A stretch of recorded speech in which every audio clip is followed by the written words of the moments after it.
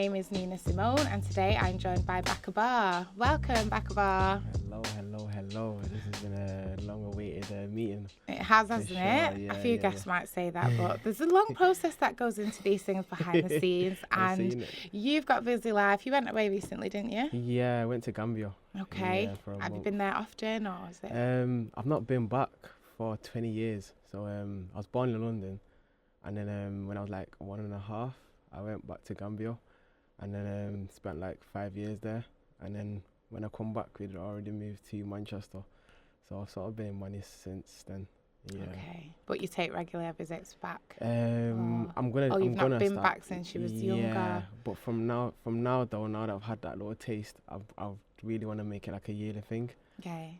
So Gambia's like a place where the sort of country comes alive, within that December-January period. So I think that that's when Gambia's probably gonna see That's me. the place to go. That's the time to go. For Okay. sure. I wonder what it is about that season. What do they sort of celebrate in Gambia at that time? Is it Christmas or Kwanzaa or? I don't want to sound uneducated black over here, but I'm literally interested. I think it's more for like the New Year's. Gambia is like majority a Muslim country, so it's like 90% Muslim. So Christmas is something that is celebrated within the country, but I think they primarily sort of do it for the New Year's vibe and like the appreciation for the year that you've had, sort of thing. Okay. And then all the diasporas from like US, Europe, all these places sort of all go back at the same time. So yeah, it's kind of very lit still. Yeah. Yeah. What's the weather like at that time of year? Oh, it's beautiful.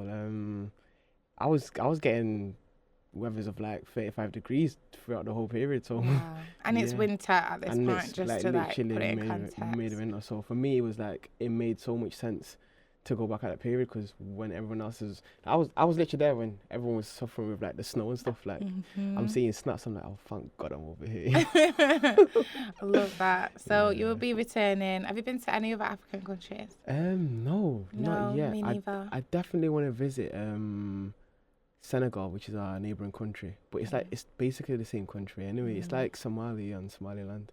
Right. And it was only separated because of colonialism. So the British took Gambia, and then the French took over Senegal. So. But by land, they're joined together. Yeah, literally. Like, And what's the border like in between that land? so weird, because it's like the British only wanted the river, because Right. that's where you can get like a lot of fishery happening, a lot of imports and exports. So that's literally what the country is in the shape of. It just follows the Gambia River, and then comes back, and then that Gambia River is inside Senegal. Right. So we're landlocked to Senegal, but then we've got the sea to our left. Right, okay. So yeah. There's so much to know about like the African landscape, isn't it? Hundreds. It's huge. 100. But I'm learning. Every guest has thought to just teach me a little bit more, and by the end, who knows? 100%. Can you see yourself going Africa at all? Oh, 100%. Yeah. My son's only 6, and he always talks about wanting to go and settle in Africa. Yeah. I'm easy. It could be Jamaica, it could be Africa, but there's something about England that doesn't feel permanent to me. 100. I always feel like a visitor here, 100. and I'm not mad about it. Yeah. Because it drives me towards making decisions that are going to help me, I guess, planning out. Because I just don't want to be here forever. Like, I'll have ties here and, the odd asset, as it were, to keep things turning over here. But I just don't see myself here long term. And when I think about when I was a kid at school and they'd say to me, why don't you go back where you came from? That's crazy. I used to find that a huge insult because I was born in St. Mary's. But, now I'm like, you know what? Yes, I will go back to where I came from. Thank you very much. But when I went back to Jamaica, funnily enough, I took my son for the first time. Wow. Was it last year just gone? Yeah. And it just felt like home. Wow. It felt like home to me, but because my generations from, I guess, Windrush generation and forward, obviously the diaspora for us meant separation. So there wasn't a lot of to and fro from Jamaica. My granddad passed away quite young. So I now I don't know any of my Jamaican family now. That's crazy. Which I find wild. And I think this next generation, like after me, because I've got much younger siblings, they're kind of just of the mindset of like, this is what all it is. Yeah. This is it. This is life. And I've just never really been content with that. I'm content in life in general, but as for settling here and not knowing like my wider family, no, it doesn't sit well with me, which is why anything community, village related, it means a lot to me, because I just don't think there's a lot of priority put on it. People are quite busy and they're working and they're putting into an economy, and they're not really like thinking deeper, as in, okay, we've actually got reparations to do that are not being done.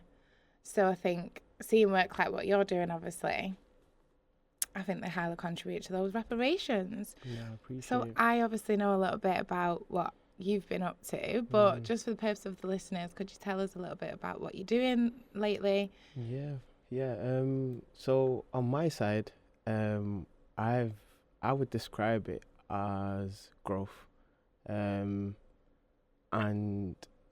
I've stumbled upon a blessing, I'd say, because to be able to do what we do, which is literally create a narrative and create a story and build it up, flesh out characters within the world of the 4 lines of a screen, I think it's kind of magical. And the more I'm finding myself within the process, the more I'm enjoying it, the more I'm learning, the more I'm just hungry. So I am a film producer, and this is literally the first thing I've ever produced, literally coming off the back of university. So when you say this, what is this? Tell me what it is. I know what it is, but they don't know what it is. This is the success of Moside. The success of Moside, and that is a documentary. It's a documentary, and you're showcasing the more positive side of Moside, because you, like I, realise that the narrative has been somewhat skewed when it comes to Moside. It's sensationalised in not the most positive way. So what made that come into your vision? What made you think, actually, Moside isn't like the media paint it out to be? I think it's my own personal experience within society.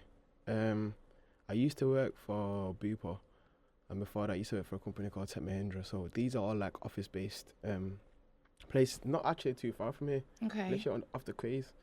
So and every time like I'd find myself introducing myself to the group, as you do, I'd always be the person to get the oohs and the ahs and like the eyebrow raises the moment I mention where I'm from. Oh. So I found it very peculiar, because it's like, okay, now, and it's like I'm just seeing labels just fly over my head. I'm like, okay, like this is kind of crazy. Like there's actually a whole stigma behind literally my postcode, and it just didn't sit well with me. I didn't know how to sort of navigate it. I just sort of batted it to the side, sort of thing, and just kept it moving, because you can't really do much else other than just show people who you are and your character, and let that be a representation of where you actually come from. So I think that experience within society, and then having the opportunity whereby the university were actually pitching for people to come in and pitch an idea surrounding your community, and then they would then look into fund the project. And then when I seen it, and it literally had a brief for 300 words you had to put in. I think had it been any more, I don't think I would have actually applied, because as much as I am enjoying my academic sort of journey, I wouldn't per se say I'm a academic person. Okay. I've been the person that's always been outside the classroom, because I'm always making everyone laugh and just bantering, and the teachers liked me and they liked who I was as a person and my character. But as a student, it was it could be a lot at times, and it's only as I got older and through like therapy and things, I was able to sort of find out I've got ADHD. Oh, Yeah. okay. So I that wasn't was expecting you to say that. I don't know why. That's interesting. How did you yeah. feel when you got that ADHD diagnosis? I was like, I had a moment of realization. I was like, oh, okay, and it just allowed me to look at myself in a bit more of a different light, and from a place of a bit more understanding, let's say. Compassion. Yeah. And you need that to be able to cope with ADHD. 100. I have it too. Wow. I don't know if you knew that. Wow. But I wasn't diagnosed till I was 32. Wow. So that was also Crazy. quite late. No, How old? older than 32. I am. Mashallah. Yeah, mashallah. Yes. Inshallah. Keep my skin like this, please. Habibi, yes. Sorry, I don't Nah, look you're good. look Bask in the ambiance for sure. Yeah, so, yeah, 32. Yeah. How old were you when you got diagnosed? This was like, I'll say about 2.5 years ago. I don't know how old you are. So now, I'm 25. sorry. I'm 20. I've just turned 26. Okay. So So you was like 24, 23. 23? Yeah. Literally. Okay. So it just gave me the opportunity to actually strip things back and try and understand myself. And at that period of time as well, I felt like it was something I needed to do. Just look more within. Yeah. And try and figure myself out a little bit. And I think that was the beginning of my whole growth journey. I'd say I've made the biggest changes within myself over the last, like, literally year, 2 years. Like, looking back at who I was and my mindset and where my goals and aspirations were and all these things, it's completely changed. The moment I started actually looking within and finding answers from myself and through Allah, obviously. So yeah, I'd say that's where it sort of began. And with looking inside, I was able to sort of discover, like, okay, there are things that actually are important to me, and things that don't sit right with me, and I wanted to understand why they didn't sit right with me, and then the position I was in, not just within myself but within my household, and then further out within society. And then it just started a whole rabbit hole of things, like, what does society mean to myself, like, like, where do I fit in? So yeah, throughout that journey, I just started figuring myself out, and then realizing, okay, maybe there's more to this process than what I initially thought, and how can I also now connect with others through this process? So yeah, and then this whole it's thing. a very mature route of mindset. Thank Because you. I feel like at your age there's a lot more distractions. Yeah. I remember me pre-25. Yeah. I was not looking for deeper meaning to life. I was looking for escapism. I was looking for nights out. I was looking for, hangovers for the weekend for whatever reason. But I've never really been on any sort of faith path or religion path. So I think as much as I didn't really have a strong religion or faith in my family, would I have been going down that route if I had? Because when I look at other people, their cultures and their religions and the way they do things, I think, that would avoid a lot of the things people end up doing. Yeah. If you have that belief, like, there's a relationship between language and thought on a real deep, like, fiber level. And if you know the meanings of words like haram, for example, I know that there's a concept of always knowing right from wrong, what's deemed as right and what's deemed as wrong, and having that relationship with sin enough to understand it. Because for me, there wasn't really any teachings in that field, and then it's not like you go to social school, is it? Yeah. But it's like, oh yeah, just start getting on it now. Yeah, you go bombs a pound. So, have you always been Muslim then, since you were younger, or because you talked about your journey with Allah changing at some point? How did that go? So yeah, I was born into Islam. I was born a Muslim, and in Islam, we actually believe that everyone's born a Muslim, and then it's just your environment and whatever else sort of allows you to go down whatever path that you do go down, which is why when people turn to Islam further on in their life, we say they've reverted.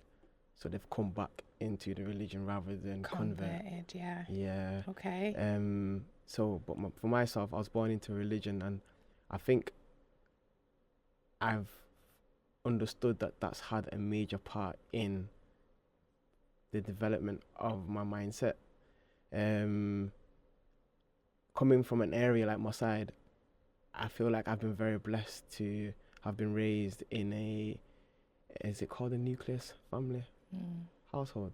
A nucleus family household. Is that when you've got your mum and dad? Mum and dad, yeah. So having my mum and my dad as figures within my life has been sort of essential to me reaching the point I have, and I really do appreciate like them and everything that they have done for me. So it's a thing of understanding that I'm the first generation of within my family that's been born in this country. So it's like they've worked their asses off to get to where they are at this point and get me here and my little sister.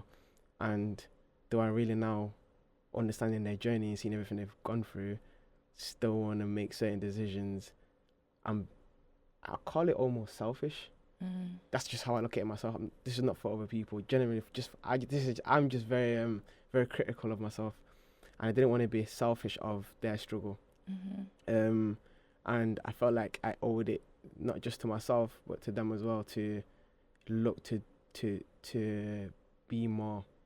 So I think having that understanding of, okay, this is what they've put in, what now can I put in to sort of elevate the levels they've reached for the family. What do you think's held them together? Because it's definitely one is the kids. Yeah. So them understanding that, you know what, no matter what we're going through, like, we're doing everything we're doing because of these kids, and every decision that they make, it sort of revolves around us and how is it going to benefit us and the family. And I think seeing that from them has also instilled those same values in me, to make sure that the decisions that I make outside of that house sort of reflect positively back into the family, sort of thing. So yeah, like, it's just, they've been like very, very inspirational to my journey. And on top of that as well, I think understanding that concept made me realize how lucky I was within the community in the area I was in, and maybe that was the difference to why I felt like I had the option to make a different decision to maybe somebody that's next to me or opposite me. And have you seen people around you make decisions that you wouldn't have made yourself? 100%. Some decisions I wouldn't make myself now, but I've made when I was younger, and it's very easy to make those decisions, especially when you feel like that's all you've got around you. And I feel like Moside is a community where it's almost like a box. I feel like everyone's sort of on the same mindset. Everyone's looking at the same things.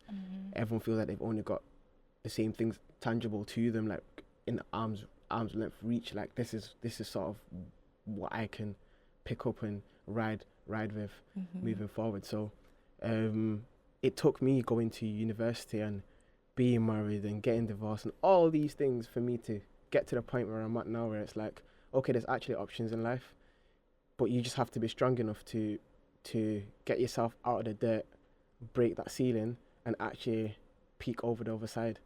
And I think that's the hardest part, and that's the part where you need the right support to be able to do that, because sometimes the wall might be too high, so you might need a little lift up. So. And you talked about therapy, which is something I've realised is happening quite a lot younger, being spoke about a lot more freely, especially in the sort of male population. So can you talk a little bit about your thoughts on therapy when you were growing up, and how you ended up like deciding, actually, that's something I need to contribute towards my healing journey? So my relationship with therapy, I don't know what it's like for anybody else that's been through therapy, but anything I do in this life, I try to customize to myself to make sure it's definitely for me. And therapy was just one of those things as well. I feel like my journey with therapy started off with me going through so many new experiences that I just didn't understand at the time.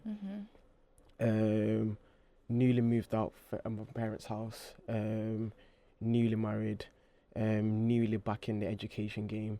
So there was a lot of news for me, and I think with ADHD as well, like my thoughts are all over the place, and I really, really strip things back and I deep things a lot. I don't know if you do this, but every night I'll literally sit in my bed for like hours and just reflect on my day, and just go through everything, the emotions, how I felt, how I made other people feel. That's a big one. How you made other people feel. Yeah. I don't think the average human really feels like that a lot. I've noticed that a lot, you know, like just my dealings with people, especially like in this industry of production and like media. I feel like people are just so quick to make it in whatever they're doing. Maybe sometimes they sort of just miss what other people are going through within that. Like it's not in their perspective, capability sometimes. 100. And it's like you can't even hold it against them. It's just a trait of that person. It's like, oh right, okay. So it's just as you've said. So it's like I just wanted to understand the depths of all these thoughts, and I seen therapy as a way of me having someone in front of me that wasn't judging me, didn't know anything about me, and it was a blank canvas for me to just put all these files, I call them, and then organize them into like folders, neat folders where I'm like, okay, this is this, this is this, and this is this. Okay, now looking at everything, let's go through the folders. I actually understand what the context within those folders are. So that's how I see in therapy, a way for me to just organize my thoughts. Right. I didn't go there to sort of like relive my traumas almost, because I feel like everyone's journey is different. Yeah. But I didn't want it to be that for me. I try to, I consider myself a strong person. I try to be a strong person. So even within that, it's still the thing of I still want to be strong. I find it very hard to let my guard down and let my vulnerability down in situations, let's say. Yeah. Do you think that's anything to do with feeling that maybe things like ADHD are considered to be a disorder 100%. When actually they're a difference? 100%. I feel like, it's just, as you said, it's a difference. But when people, that's why when you said like words and stuff, like people, what they put out there is like very almost important, because it's like a frequency. So if you're putting it as like a disorder, that's the frequency you're putting out there. So it's like now you're also taking it as like, oh, do I have a disorder? So that could have like deeper thoughts in the back of your head without you even realizing you're having some subliminal thoughts of this whole thing that you now realize it's a part of you. And your perspective on that thing is very, very important going forward, because it will sort of decide how you move forward with it. And I just didn't want to take it as like, this is a negative thing, or it's a disorder, or it's this is that. Yeah. This is just who I am. Right. And you have to design this life around it. Literally design a life, because it's about, I think for me, where I was going with that is that I don't see ADHD as a disorder of a person. I see it as this like inability to deal with the world that's out, like that's constructed around us. And that's where I think the problem is. There's a lot of problems in that. But I see it that way. The disorder goes away from us. And the environments aren't quite right, because it's something you can't see. The adjustments just aren't there yet. Like in the curriculum, I feel that children who might show signs of these things earlier, they need more movement breaks. They need more stimulation. They need more creative subjects in the curriculum. They need to move more. They need to sing more. Like my son's 6 and I have to take him outside of the classroom to teach him music. Wow. He can read music now and he's playing his favourite songs. 6? Yeah. That's insane. Yeah, so he just learnt a song out of The Lion King. I always wanted a brother. Da, da, da, da, da, da, da. Last night he was doing the same bit all night. Like he was literally on the piano for an hour and a half. I was like, right. I said no movie early night, and we're on the piano an hour and a half later. But yeah, I want to see more of that, you know, in schools. And they talk about resources, but you've got the resources to do this old school education system. You said you was in and out of the classroom as well. because it's not that you're not intelligent, is it? It's just you can't focus on that, whatever the way that they're doing it. It's not just how long it is. It's this tone of voice. It's the delivery of the content, which is not engaging. And you're just bored. Like, you need something to do. Like, since they brought out fidgets now, I'm like, oh, I needed this. What did you used to do to fidget? I used to doodle. I did doodle. And I also would like fold things. Oh, have you seen The Equalizer?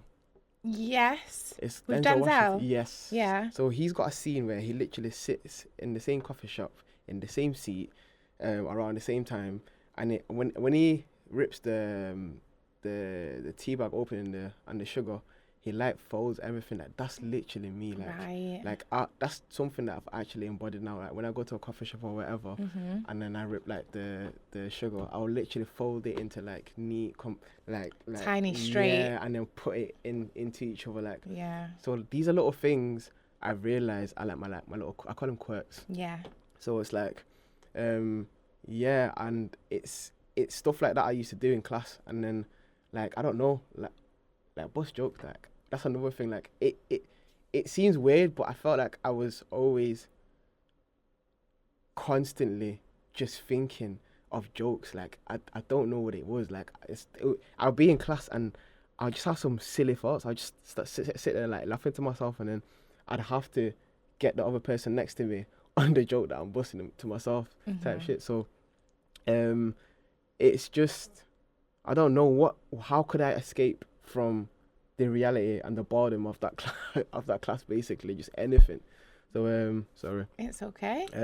So yeah, just little things like that. I don't know. Yeah. But then just using your hands in some way. Yeah. Or trying to like catch a joke.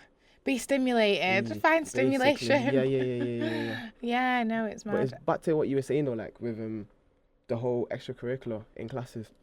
Like I did African drumming and steel pans in primary school, and I also did Tai Chi, and those are some of the best memories I have of primary school, when I actually had the opportunity to like go away from class and do something a bit engaging, a bit physical, right, and then come back too. And then that was actually like very, very like positive towards my learning, because it's actually allowed me to concentrate a lot more when I did come back in class.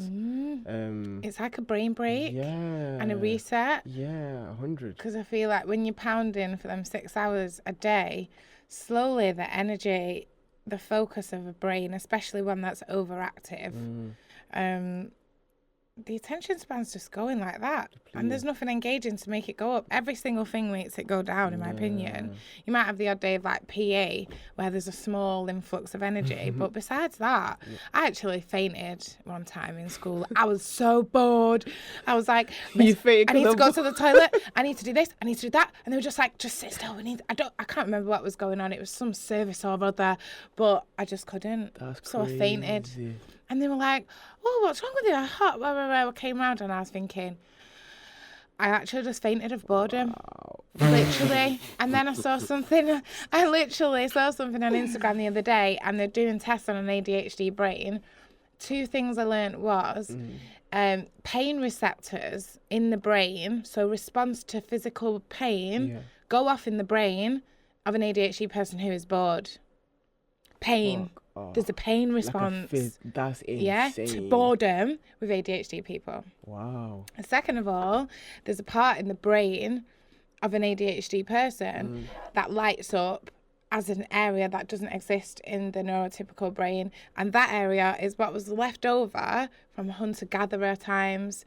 So our brain's actually not evolved to modern society. We're still kind of living in that hunter-gatherer, whatever our place in that would have been, we won't ever know, because we're all expected to live in this like standardized construct on like one level ground of society as they tell you that it is. And it's like, but no, we need to innovate villages, and we have to fend for ourselves, 100. And we need to live this like ecosystem of life, and we need to be responsible for that. But I think now we don't have to use that part of our brain. We're constantly making sense of things that actually it's very difficult for us to change. And that's why people end up quite depressed, because they think, oh, all this brain power I have, and it doesn't go anywhere. I can't use it on anything. There's no place for it in this construct, which is why, back to our point, in school, giving brains something to grasp onto, like learning music,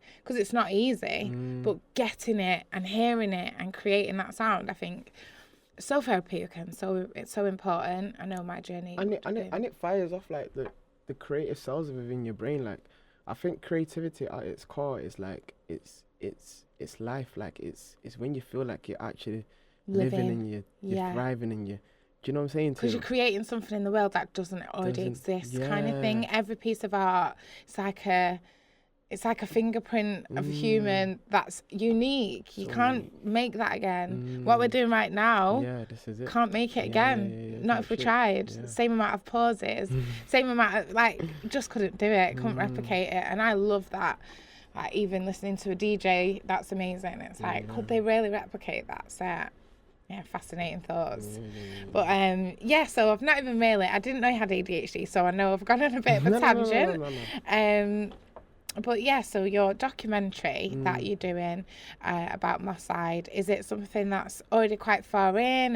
Where are you up to with the project? So now we're in the post-production stage. So within the production, you have sort of like 3 stages. You have the pre-production, you have the production, and then you have the post-production.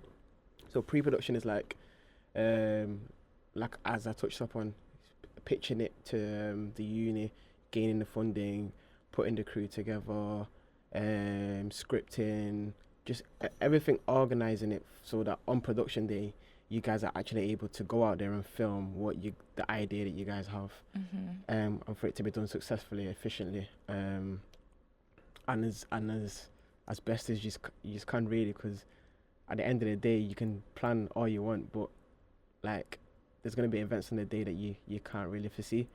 And then production is just obviously filming it, going out there on location, and actually getting the content that you need.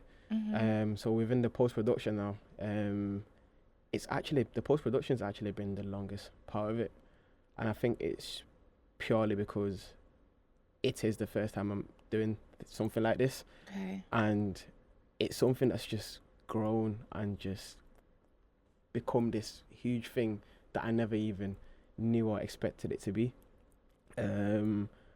I personally had a connection to it, and through that personal connection, I also had passion behind everything I was doing and saying. So we only had like a budget of around $2,000 at the beginning.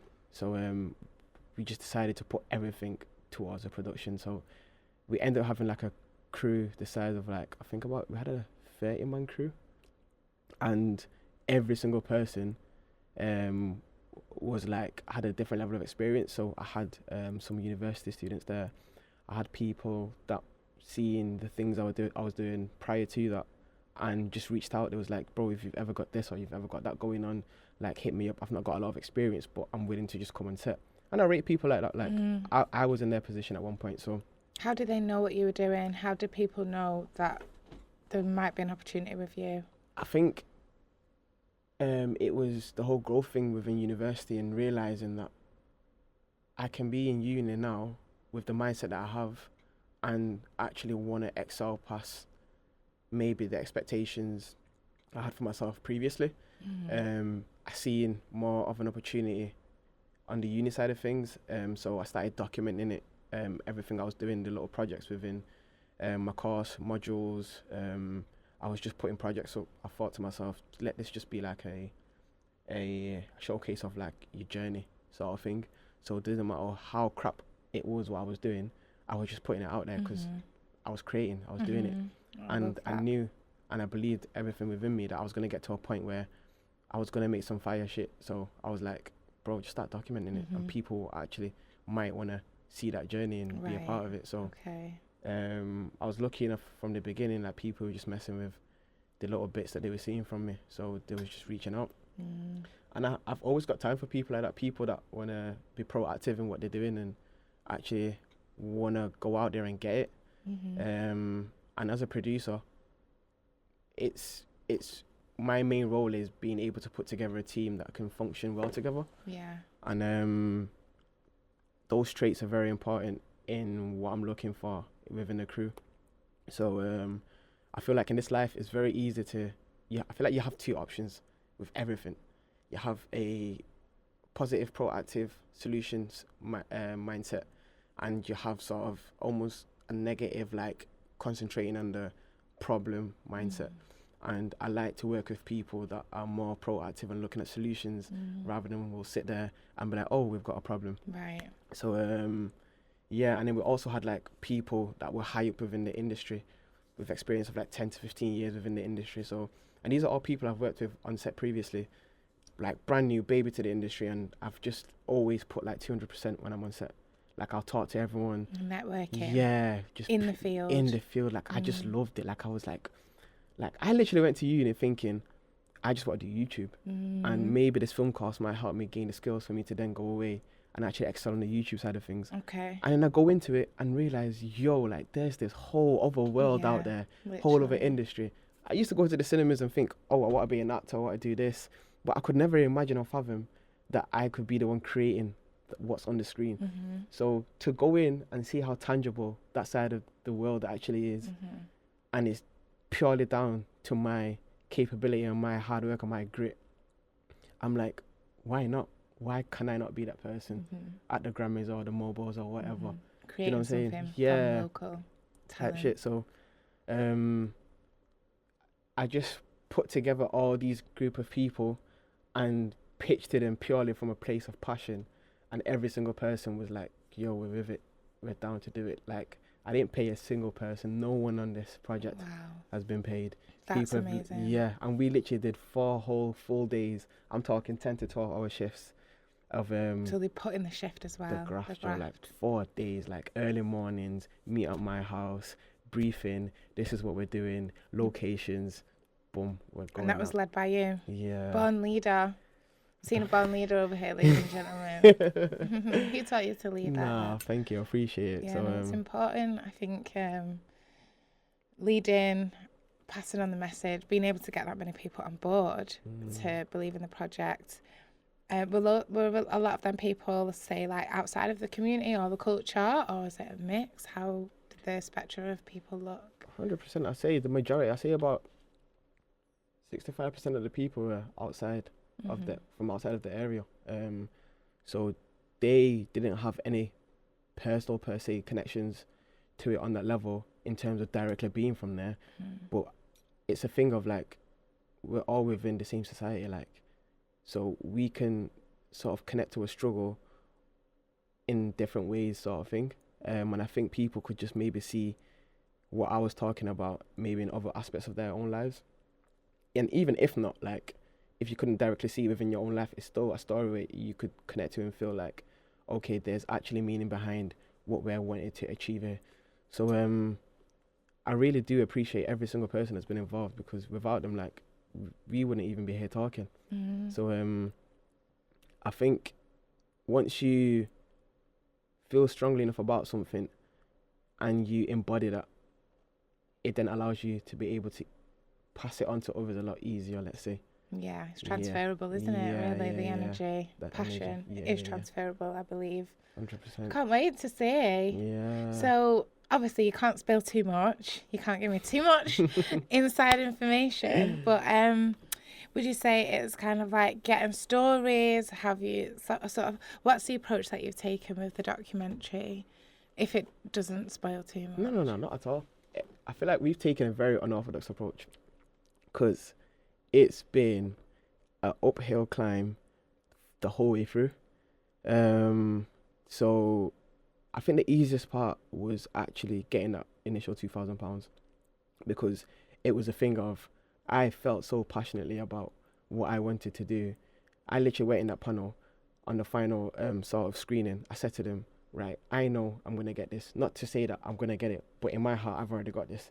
So it's like, I've already started putting the crew together. I've already started messaging people. Like, in my head, I'm already doing this. So I just went in there with that energy. I was straight up with him, and I was like, this is what I want to do. This is what it's for. And this is the message we're trying to get across. And in terms of the rest of the pre-production stage, we sort of did everything backwards. I came up with the idea in terms of what I wanted to do, and I wanted to sort of almost follow my life and my perspective of the area, because I wanted it to come from a true and authentic place. Okay. And even with that, I am now realizing that there has to be research, there has to be understanding, there has to be a level of competence in what we're doing and the story we're trying to tell. And because it's the first time I was doing it, there was no roadmap for me. Yeah. So everything was brand new. I was like, I took a leap of faith. I literally left my job, Bupert, I was telling you about. Left it. And I was like, okay, like, you just need to go out there and get it now. Sat my family down. I was like, right, guys, I will no longer be able to provide as much as I was providing before, because I've now committed to uni and I want to excel in that. I really want to be like literally the best student MMU's ever seen.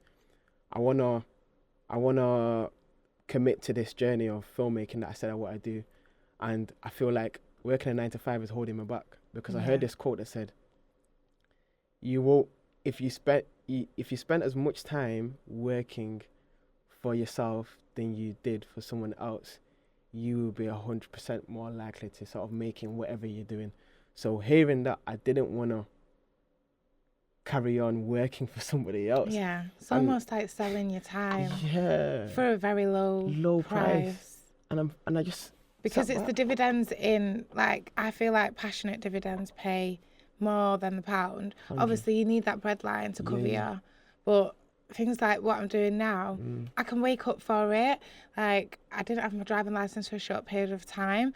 I'm getting like 2 trams in a row. Wow. I'm making this happen. There was no, I want to stay in bed. I didn't get that. Whereas when I've been in corporate positions before, just based on the construct of time, for me, if I was to work for a real estate company, right, and they would say, you know, so long as you do this amount of hours in the working week, work whenever you want, I could easily do that, and I would guarantee the numbers would have been even higher. But for me, that time, get here at this time, go home at that time, it didn't work for me. And I feel like more people would be home at other times. But I think what I'm saying is the creative journey for me is much more suited to me, because I can do it in my own time, and what I get out on the other end feels so much more valuable than like a paycheck, a salary, even though it's self-funded sometimes. For me, I'm at the point now where I need to look at funding and realise community work actually does need funding. It deserves funding. 100%. But I didn't start with the whole, I'm going to get to a point where I need to carry on, and I want to carry on, and I need funding for that, because you don't realise what goes on you just behind took the the journey, scenes. innit? You just jumped into it. Exactly. And one of my guests always talks about stay ready, be ready, so you're prepared for the next step. But for me, all I came armed with was a passion and a pitch, because I shouldn't even really be sitting on this seat. I'm not a journalism student. Wow. I'm a language student. Wow. So I didn't have access to any of this until I got on the phone, and then I wrote an email, and then I was like, excuse me, me, because language is at the root of everything, in my opinion. So if I'm a language student, I'm an everything student. So let me in, me DC. I rate it.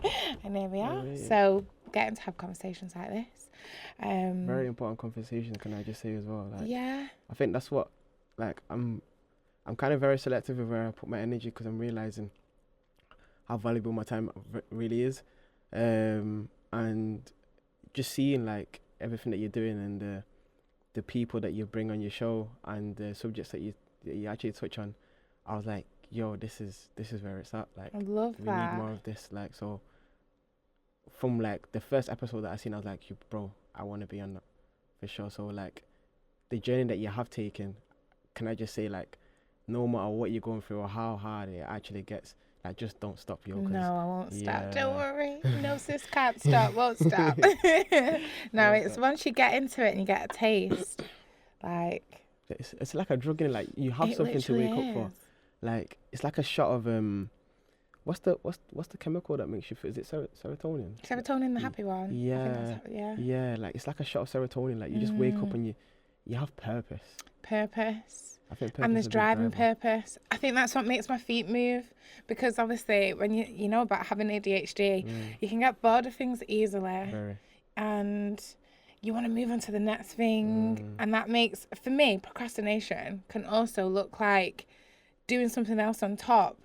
So you feel like you're progressing, but actually you're just putting another thing on your to-do list, and therefore you're procrastinating on this one that's not finished, which is something I realised I did in life. So for me to organise a podcast, schedule a podcast, figure out how to distribute a podcast to make sure it goes on Apple, Spotify, SoundCloud, and now to take it onto YouTube as well, because I thought, well, I'm recording it on the cameras.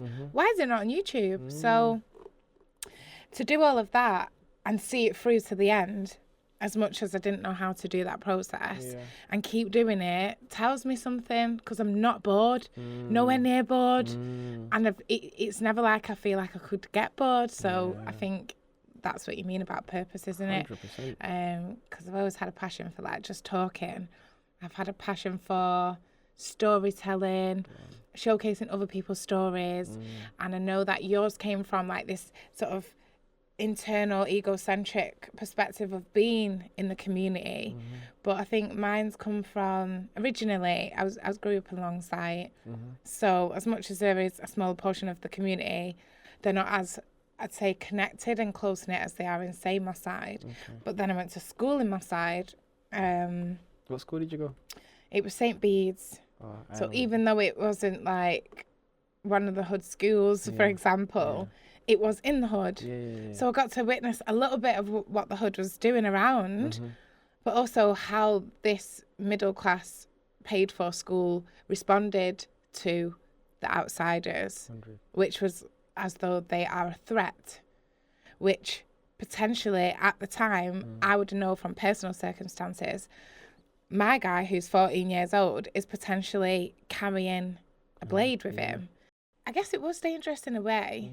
I found it offensive to believe that we were sort of, you know, defending ourselves against people that kind of looked like me, came from my community, and obviously we're being warned about them in school, so I felt like a little traitor, do you know what I mean? Crazy. It's wild, isn't actually it? getting warnings and stuff. Yeah, That's like, mad. you're not allowed to go to the, like, they didn't want people going to Alexander Park. Because obviously once you got to a certain age, you're allowed to go out at your lunch, which was sixth form, and they would advise people against going to the park and like the bad things that could happen if they did. Which again, you can't say no, that's not potential. But also I felt like, why do I feel like I'm squirming inside? Because one part of me is here trying to look like I'm scared of getting robbed. When actually, I just want to be like, you don't need to rob anyone. Like, I want to speak to these people because everyone's human and there's a struggle at the bottom of everything and it's not their fault, okay? So yeah, I felt funny about that. I hear you. And for that reason, I've always been interested in, like, I guess class equality is one thing, because it was a real class for me. The main perspective, like, spectrum I saw was the class divide in where I was growing up and how I was being schooled felt like worlds apart. So over time, I sort of gradually, as I'd left school in sixth form, I tried to go to uni. What uni did you go? Originally, I ended up in one down in Wolverhampton. Oh, wow. Don't ask me why. I didn't get into Leeds clearing. Leeds Business School. I'm not sure why, because I got really high grades. I got like an AAB in my why A-levels. would they reject that as a student? I think it's mainly because they said sometimes when you come from a school like yours, they want like all A's, but I got AAB. What do you mean if you come from a school like yours? What did that mean? Well, apparently they need creme de la creme. If you've been educated in that way, we need this criteria to be high. But I'd been through a lot in sixth form. There's things I've talked about in other podcasts that I was exposed to in my outside life that really affected my ability to get my head down. So a lot of my A-levels and my exams, as much as I might have been like in the newspaper, I've been like, oh, this A-star student. Behind closed doors, just like they brought us in and they they put us in the newspapers Wow. about our grades and stuff. That's lit. Yeah, and then the entrance exam, apparently I came like second of the whole kids that came in and done the exams. For me, I was just like, yeah, it's just logic. Yeah. It's literally logic, but this is where I'm talking about with the high capacity brain being taught a certain amount of information, and then having extra energy, which is why you say sometimes you're laying awake at night thinking of things or processing things, because there's a lot to process and we have to process it in a certain way. But anyway, I digress.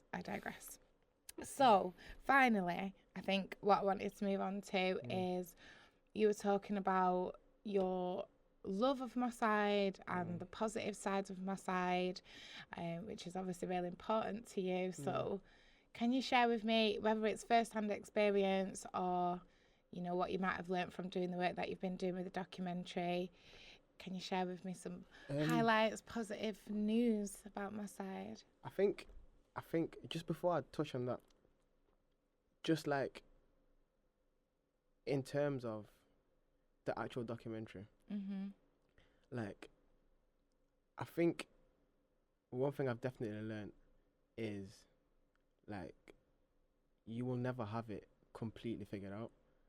You just need to have an idea of this is where you want to go, and you need to understand there is a journey that needs to be taken, and unless you take that journey, you will never know what was in the dark. You've literally just got to go in there blind and just figure it out as you're going along. And this is why I was saying what I was saying before, because everything happened for us backwards. So with the way things came together, I had to sort of like change directors like literally 2 weeks before we were supposed to start shooting. So I had to sort of come up with the idea and then sort of create the treatment for it and then pitch it, and then I gave it to my first director, but then obviously they've had like a lot of personal issues and all these things going on. So it got to a certain point where, as a producer as well, I didn't know like when you're supposed to maybe touch base with somebody else or when you're supposed to switch. So I was learning on the go, and then managed to find the amazing director I've got now, literally 2 weeks beforehand. So we had no script, no nothing like. And obviously with a documentary, you can't really script it, but you should be able to put some sort of like a narrative together of like, this is what we want to sort of go out there and figure out. This is what we want to like draw from these case studies. Yeah. And so we went out sort of on the sort of like whim, created like this sort of narrative, and then in post-production now we're stitching together the actual narrative. So we've done it completely backwards. So it's been very, very hard in terms of actually telling a very engaging, meaningful story. But what we've heard is meaningful enough. But in terms of organizing it and being able to artistically develop it, it's been a roller coaster of a journey. And I've learned a lot, like having to narrate. So there was a whole process whereby I had to figure out what my voice was to be able to put it over the documentary. Right. And I'd never done that before. So I was in the studio like this at MMU, and the director gave me the first part of the script, and he was like, but before he even did that, he gave me like a really, really hard read from a writer, and he was like, read this for me. And he wanted to see the level of reading I could sort of put out there. Like fluency. Yeah. And it's words were put in like orders and where it's like actually very, very hard to read. Oh, and so to follow. it's not just straightforward. No, yeah. So it's actually like a hard read. So he's like, okay, it's pretty all right. So then he understood how he could write for me. Right. And then when we actually sat in the studio, then he started getting me to read it. Then I felt very alien. It's like the hardest thing to do is sound like yourself. So I had to figure out how to sound my most authentic self as I'm sort of reading this. So he made me go through some exercises like rapping it, then doing it in like different accents. Then I started singing it. And then he was like, okay, now try read it normally. Nothing was really, really working. And then he said to me, you know what, I'm going to get it up on the laptop. You hold it. and we'll go sort of back to back, and then I want you to push against me while you're reading it. So I'm pushing against him. I'm thinking about physically like moving him back while I'm reading it, and then it's like I was reading it a lot more natural because I'm not thinking about what I'm actually reading. I'm just thinking about the physical side of it. Then he's making me aware that I'm more of like a physical learner. So these are all little things along the journey that I'm picking up, and there's so many different parts to it. And it's understanding these things like you will never know until you've actually gone out there and done it. And even like the point that we're at now, we're needing like places to be able to distribute it. So we've got a showing at MMU at the moment in one of their lecture theatres. We're finalising a showing. I don't know if you know the home cinema on Deansgate. So we're finalising that, and we've got a few more showings around the country. So it's like the journey to even get to that point and to figure out where do I even start, who do I start talking to, like it's been insane. But I think what I've learned is just be persistent. Like don't take an L as like a disappointment. Take it as, okay, that wasn't the route for me then. Maybe I need to explore a different route. So I think that's been what I liked. I've liked figuring things out. The process. Yeah. And then the outcomes. This is why I love to speak to people, because a lot of the people have been on some kind of journey. They've experienced hiccups along the road, you know. But one guest said, you know, you have to have them speed bumps in order to create the car with the suspension to take them, rather than, you know, not having any hiccups and no speed bumps because you didn't go on the journey. 100. It's like, no, go. You're going to have a bumpy ride, especially 100%. If it's your first time. Just embrace the bumps, though. It's a road worth taking, especially when it's not been trodden before, in my opinion, because there's a lot of people that might have these ideas, but to be able to execute it it's work that a lot of people will be grateful for, because it needs to be done. But when you get someone who breaks the cycle of, you know, we don't have time, we don't have this, or we don't have the resources, and you just make it happen, we're very grateful for that work, which is, like I said, why I needed to speak to you to find out, you know, what had inspired you. But I think you've said, coming from Moside, seeing the stigma that surrounds it, which actually is sensationalized, maybe a little bit outdated, and shining, what can you do? So providing that solution. And I think what I hope when people do finally get to sit down and watch it on the screen is two outcomes. One, that people actually come into the theatre room with an open mind and an open heart about what they're actually watching, and have a want to understand, because I think Moside is actually a blueprint for the wider nation in terms of, if you look at the area, it's predominantly, and this is another thing within my journey of growth. And it's good that you're a language student, because we call people of colour ethnic. And I was like, okay, let me actually look into the word ethnic. And I've looked at the word ethnic, and it literally means like a group of people within a society that have like shared cultures and like norms, and like can find common ground in the things that they do and their beliefs and faith. So in that description, in its rawest form, like, are white people not ethnic? Like, do they not have culture? Do they not? Does that make sense? So it's like, it's like even understanding those things and those parts of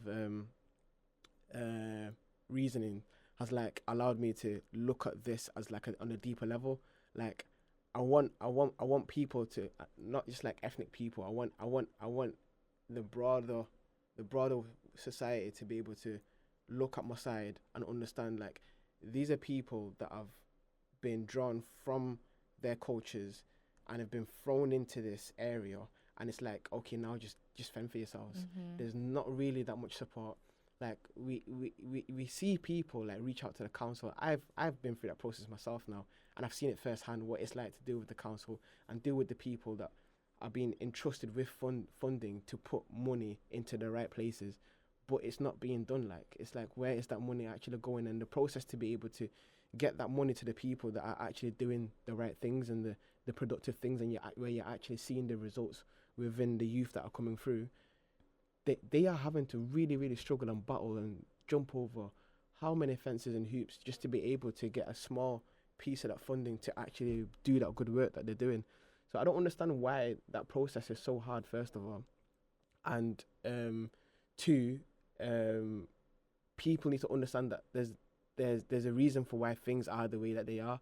Don't just be so ignorant to think, oh, these are just people that don't want to wake up in the morning. They don't want to go and get it. They don't want to live in a area where they feel safe. It's not that, there's much more to the story than what people initially think. And also the other side of it is, I want people within the area to actually feel like they can be more, because when society sees you as this thing, is you're much more susceptible to living up to that expectation. So I want the youth to actually sit down and actually look at this and think, Ra Baka was literally one of us. Like, he's literally come out of the same situation, and he's been able to do all these things and achieve all these things, and also shine a light on people that are also doing these things. So you do have a choice at the end of the day. Like, you can be more. You don't have to hold on to that stigma that you see from the world, that the way society sees you, and then live up to that. So I think it's a two-sided point that we're trying to hit with this. And going further from that, I see like people like Marcus Rashford and all these successful young black people that are actually like successful in doing what they're doing. But say like, now I'm a United fan, and I've seen the struggle that United's gone through, and I've seen the struggle that Rashford as an individual has gone through throughout that time period, to the point where he's left the club. He's gone through all these things. I would love to go in to people like that and be able to shine a light on their stories and tell it in a beautiful way, the same way we've done with this, because I feel like things like that have not been done enough, like where we're getting the full story. Like, we're only hearing what the media has to say, and everybody takes that as God's word, bro. Like this is it. This is all there is to see in that situation. Like, no, there's other perspectives. Let's explore them. So I love that. Hopefully, the views are very like polarized and generalized by mass media. That's what it is. It's there to prescribe the norms. 100. But obviously, we're both in the industry of first-person narratives, which is, like you say, filling in the gaps of the whole story, because there's most of the story, and the story is what you make it, the tone of it. You know, we can talk about things that have happened, about the same event, for example, but we could describe it in a different way. 100%. And I feel like how the person who's on the other end of that description receives that information then projects this image of what they believe about that thing, that person, that place. So this is another reason I started what I'm doing, because the first person narrative with people with the likes of ADHD, the way it's represented in the media, the words that surround it, there's work to do. 100%. And it takes, forward thinkers to make it happen and create stuff that didn't exist before, so people can't escape it and say, well, I didn't know, I had no idea. Well, actually, here's the facts and here's what we're telling you. So you can't be ignorant anymore, because information is no longer being hidden, because there's people working hard to showcase it. And I think if you've not visited the Race Relations Centre in Central Library, you'll find some gold in there. What's it called, sorry? The Race Relations Centre. Race Relations Centre. Race Relations Centre, Ahmed Iqbal Ullah Association. And what you'll find is a lot of archives, particularly about Moside. There's a lot of activists doing work, Eloise Williams, Kath Locke, even Len Johnson, who's a boxer, protester. All of their stories, there's a whole set of transcripts from interviews that were happening in the 50s called the Oral Roots History Project. So even if it gives you a little bit of perspective 100%. about historical Moside, helping you understand why we're where we're at now, when I was reading those archives, I was literally getting goosebumps. They brought me out this whole trolley. And there was so many on there. Obviously, I've not touched the sides, but I always like sometimes, you know, go on little, not dates, but study dates. I might meet someone there and we'll go through some archives, we'll look at some photos, we'll read some transcripts. That's the kind of thing that I like to do. So that's where my interests come from, research, mainly for writing purposes and my academic work, but having chose a subject and looked at certain elements of history, I was like, wow,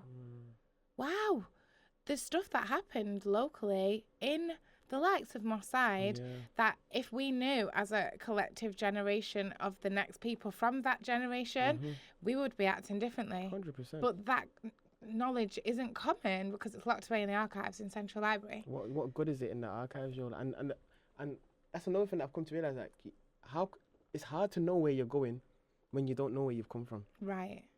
So it's like you going out of your way to go and seek that knowledge and find it. You are genuinely empowering yourself, because even this trip that I took to Gambia, I've come back a different person. Like genuinely being around people that literally speak the same as me, look the same as me, laugh the same as me. Like it's a feeling that you genuinely can't describe. And I genuinely understood where I came from. And it feels powerful. It feels empowering, doesn't it? I was like, wow. Yeah. Like, it's a different feeling. So bringing a bit of that back with me has just like motivated me even further. So now it's like, now I know like this sort of work is genuinely full steam ahead for me. Like, this is where it's at for me now. This is just like first point. Yeah. Passion. Purpose and passion combined are amazing. And I think you're right.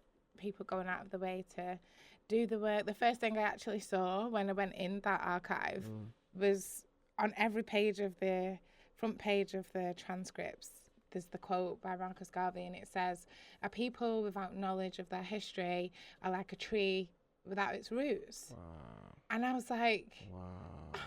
I was weird. Wow. I was just blown away by that because, like I said, it was the first thing I opened myself to, and I felt I've got a long road to go down because I don't know my roots, really and truly. I don't know them, not far back enough for me to feel like I've digged deep enough. But starting there and seeing what, you know, the generations before us in Black Britain were experiencing, it was actually wild. And there's still things going on today that I think there's always cycles of society. And I can see patterns then, I can see the patterns now. It's just that now they're in the archives, that information is in the archives, and people are living a much busier life, and the sense of community is much harder to re-grasp because we've never really had a hold on it. The 50s, the 60s, they were here, there was trying to live a better life and, you know, do better, which meant coming to the UK. But now it's like, okay, well, we've done that. Where are we now? Where are we going? And what are we doing as a people? 100. Because for me, a lot of it goes back towards the roots of where we came from. We have to look back in order to go forward, in my opinion. May not everyone feel the same. No. I absolutely agree. And I think, like, with that moving forward, I think we should move forward with love, because I feel like love conquers all. So for me, it's like, I don't want to repeat the same stories and tell it from the same perspective and talk on the same narratives. Like, we can touch on a subject, but we want to tell it in a totally different way. We want to tell it in a way where people actually want to come and watch this, because life is full of like sadness and like hate and all of these negative things. So I feel like there's enough of that out there than for me to come in with my crew or whoever I'm working with to come on and add to that. So we can be talking about a really, really like sensitive subject, but we want to tell it from like the best light, where it's like we're trying to actually push positivity in that area rather than coming and talking about the negative. So I think that's also very, very important in the journey that I'm taking. So yeah. Well, it sounds like you're quite far along with everything you're doing, but this kind of stuff is right up my street. So if you ever need anybody to create a vision or give it a voice, or I don't know, it's so many ideas been popping around in my head since I've been speaking to you. But if you need an idea generator, feel free to reach out if you ever. And vice versa, if you ever sat there and you're thinking, yo, I thought of this or whatever you feel like I can be helpful to that process. Like, you got my details now. Like, just shoot me a notification, or call, whatever it is. Okay. Yeah. No, I will do, because this is the kind of thing I'm obsessed with it, and I love to see how people are doing it, because as soon as I got in them archives, I was like, there needs to be a documentary about this, there needs to be a documentary about that. One of them is about Len Johnson, and it's literally been done by Lamin Torre in Manchester. Do you know Lamin? My Gambian brother. That. Right. Yes, so he's done that. And I'm like, oh my God, there's other people doing this work. And then the whole Mosside thing, I don't know where you're going, how it's going to look, what it entails, but it's something that my brain has birthed, and it's happening. And I'm not one of them to be like, oh, I want to make everything that my brain is birthing happen, but having that thought and then for it to materialise in such a short period of time makes me hopeful that we are amongst an awakened generation of people that care about where we came from, where we are, and where we're going, which is just so nice to see, especially in people as young as you, because like it means progression, and I feel like what you're doing, you get to speak to your age group and a little bit younger, 100%. And the more you're passing on. Sorry. No, yeah. It's just because what you said about like being younger, like passing it on. What you said about passing it on to like the younger generation, like working with these. What's cool about this project is like the people that I'm working with, I was already working with them before this documentary, so I sort of already knew what they were doing and knew the excellent work that they were doing, which is why I've actually gone to them and reached out to them to add them to this documentary. So like the classes that they're running, they literally host about 200 children within the area, and they've been doing this for over 10 years. And it's like, even when I go on like to the pitch to like do video or whatever it is, the kids will like be very engaged in what they're doing. They will love it, and then they'll be coming over to me asking me about I had this little girl, like she was literally like 5 or 6 years old. She's telling me, "Oh, is that a camera?" She's asking me questions that a grown person wouldn't even ask, just to figure out what that camera is, what it's doing. I literally gave it to her. She was taking pictures of her mum, like she was, and I was fascinated by like how advanced the youth actually are and how ready they are to actually learn and absorb the right information. It's just how do we deliver it to them? And I feel like that's why documentary style filmmaking is so important. I genuinely want to change the game of documentary. I don't want it to be this like boring thing. I want it to be something that you can genuinely want to go to the cinemas. You want to watch it. You want to watch it. You want to buy a ticket to go watch that documentary because it's so captivating. It's entertaining. So real life though is entertaining, and you have the likes of the soaps. It's just like certain areas of society that have not been tapped into are embellished with rawness, authenticity, sometimes struggle, sometimes misrepresentation, but these are all the things that are relatable. So I believe I can see it. I can see exactly how it might look, how you might execute that vision.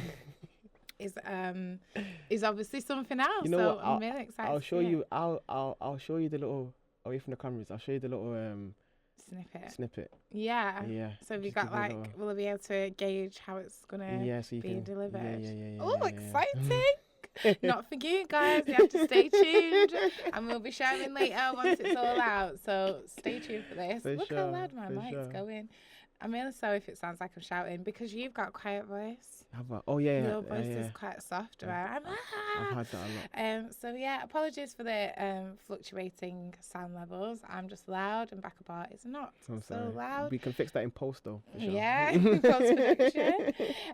So anything else to add, because I feel like you've covered quite a lot of what I wanted to ask you, but in terms of what people should look out for, lasting message, have you got anything to add? Just like for everyone really, like I think please just everyone try and understand the person next to you. It's the only message I've got for the world. Like just be understanding, because this journey, that's what it's taught me the most, how to really open up and understand other people's perspectives and take it in, and then that makes me less ignorant of a conversation to be had tomorrow. I think when we're able to do that a bit more, life will be so much easier around you, because I've noticed it within myself. I've become so much more of a peaceful person within myself, and my environment, just because I've had that openness towards people and not going in with a this is what I think, so this is what it is type mentality, and I'm actually willing to listen, which is why I like this whole thing of me sitting across to you and us having a conversation, because we're sharing a moment of listening, where you're taking the other person in and actually figuring them out. So that's what I have to say, just generally. Yeah. Thank you. Please come down and enjoy the show, because it's going to be something to remember. It's going to be historical. And do you know the date of it? We don't have a specific exact this is the date, but we have a period. There's like a 3-week period where we want to do a series of showings. So towards from like the end of April to like end of March, which is going to be a series of showings within that period. Okay. So yeah. Well, we'll plug it. Whenever you get your promo through, make sure you send it to me. 100. I will be sending it out, because this is a project I'm highly invested in, and I'm so grateful that you came to speak to me. No, I appreciate it. So thank you. Thank you for the invite. Yeah, I'm glad you came on, and I hope you've enjoyed it. No, I've had a great time, honestly. Good. Honestly, thank you so much. You're and welcome. guys, please keep locking in. My voice is very low, so I'm gonna shout for this one. Keep locking in. This is an amazing platform, and she's doing some real shit. Like, we don't get enough of this, and we need more of this. Like, we need to get to the nitty gritty and actually hear some real shit with substance behind it. So yeah, guys, lock in. Substance is what we're here for. Substance and source. Stay tuned. Come on. You've been listening to Nina Simone and Back About today. Thank you for listening to the Gnosis podcast. Please join us next time. Subscribe, set your alerts on, and stay tuned. Bye for now. Peace.